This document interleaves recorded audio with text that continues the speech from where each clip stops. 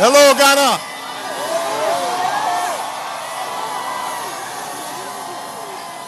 Thank you. Thank you. I want to thank the people of Ghana for this extraordinary visit. Michelle and I have been greatly honored to be joined by President Mills and his lovely wife. They have been gracious hosts. You know, your president and I have a lot in common. We're both lawyers, we're both former law professors, we're both new presidents.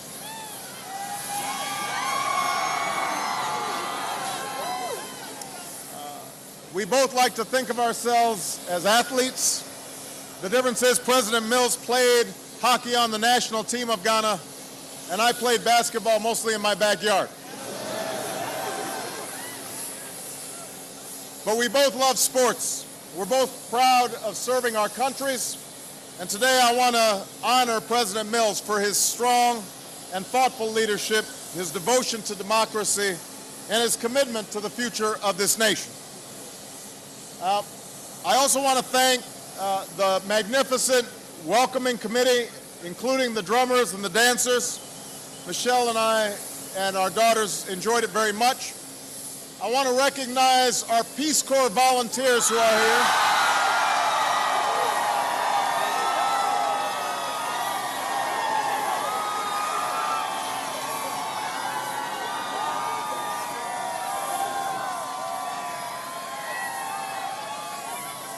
You know, Ghana was the very first nation to host young people from the Peace Corps.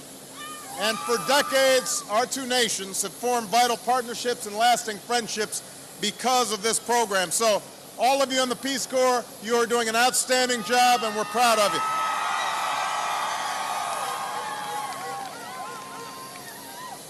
As somebody whose father comes from Africa, obviously this visit has been particularly meaningful for me. I've had a chance to discuss the future of Ghana, but also the future of Africa with President Mills. I've spoken to the Parliament here in Ghana about America's commitment to supporting democracy and development. Michelle and I visited La General Hospital, where we met with beautiful women and their children who are getting the care that they need for a healthy start. And finally, we toured Cape Coast Castle, a place for centuries where men, women, and children of this nation and surrounding areas were sold into slavery. I'll never forget the image of my two young daughters, the descendants of Africans and African Americans, walking through those doors of no return, but then walking back those doors of return. It was a remarkable reminder that while the future is unknowable, the winds always blow in the direction of human progress. At each point of our visit here, I was reminded of the enduring bond between our nations. The men and women taken from this nation helped to build my own. And today, many of our leading citizens trace their roots to these shores. Your first president attended a university in the United States, as did your current one. Great civil rights leaders of America, like Dr. Martin Luther King, looked to the independence movement here in Ghana and asked themselves, if Africans can live freely in Africa, why can't African Americans live freely in America? And immigrants from Ghana and from all across Africa have thrived all across America. Today, both our nations are diverse and vibrant democracies. Here in Ghana, many different ethnic groups speak many languages, but have found a way to live and work together in peace. People here can speak freely and worship freely. You have a robust civil society, fair elections, and a free press, a growing market economy, and a sense of energy and optimism. And every day with its success, Ghana sends a simple message to the world that democracy can thrive in Africa. So we in America are proud of our partnership with Ghana. Together we've worked to advance education and fight poverty. We've made real and measurable strides in fighting diseases from malaria to tuberculosis to polio and neglected tropical diseases. This is a partnership we intend to continue. It's a partnership based not just on shared interests, but on shared ideals. Ideals forged in struggles for independence that have made our countries who they are. We believe that democracy is not simply a gift from previous generations, but a responsibility for each generation to preserve and to pass on. We believe that no one, whether through the influence of politics, the power of money, or the fear of force, is above the law. And we believe that we're all equal, all endowed with basic human dignity, all entitled to basic human rights. It is up to each of us, every one of us, to uphold those ideals. This is true not just in Ghana, but for all of Africa. America wants to partner with the people and nations of Africa, but we all know that the future of Africa is in the hands of Africans.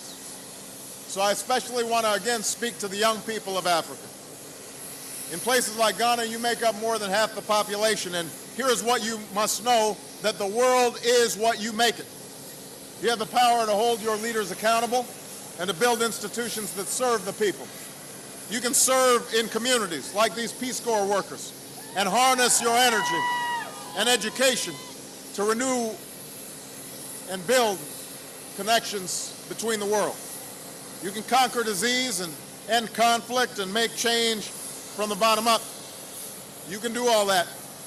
And I promise you this, if you seize this opportunity, if you take responsibility for your future, America will be with you every step of the way as a partner and as a friend.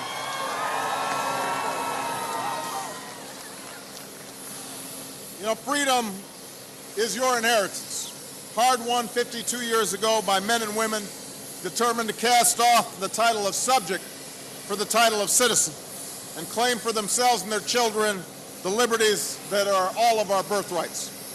Dr. King came here to Ghana to witness the culmination of that struggle. He watched as the Union Jack was lowered and the Ghanaian flag was raised at the Parliament. He marveled at the sight of the Duchess of Kent dancing with the new Ghanaian president at the State Ball. And in a sermon he gave upon returning home to America, he said of this new nation, there is a great day ahead. The future is on its side. Those words ring just as true today as they did more than half a century ago. Great days lie ahead for this nation. The future is on Ghana's side. I promise that America will be with you. And together, we will create a better world. Thank you, Ghana. God bless you. And God bless the United States of America.